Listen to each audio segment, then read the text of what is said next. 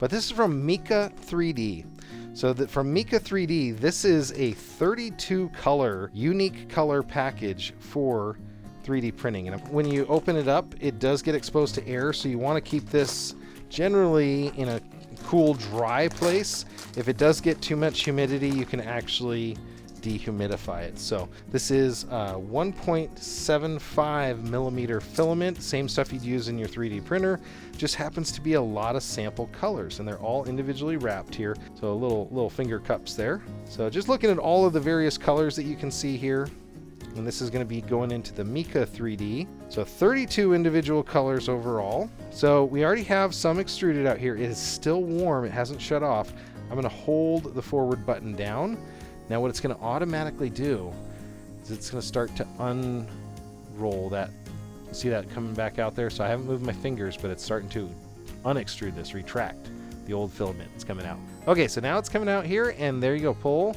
And there is the little wisp that's at the end. That's all you got to worry about. You can take your new filament. Let's change the direction of it. I'm going to hit forward like I was forward extruding, and I'm going to go ahead and start feeding it. It's super easy to load this. This is that bronze brownish color. It's almost a metallic. So I'm going to start that off to the side. Now, if you're worried if there's any black left in here, I can go ahead and print this out real fast.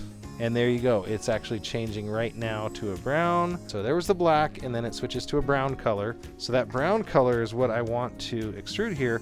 And I'm just going to show you how you would fill in a large area of this. So you can go back and forth, back and forth, back and forth. It's not going to be super flat or smooth, but again, you'd 3D print that if you want. This is more like 3D sketching, right? So you want to always be hopefully working away from the center of something. So I'm working away, and I'm just connecting back and forth. Hopefully you guys see that okay.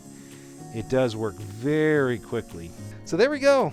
There is the printout. So now I'm able to fill those in, and you can essentially make that a alien spacecraft. Very cool gift idea. So this is the Mika3D handheld 3D printer.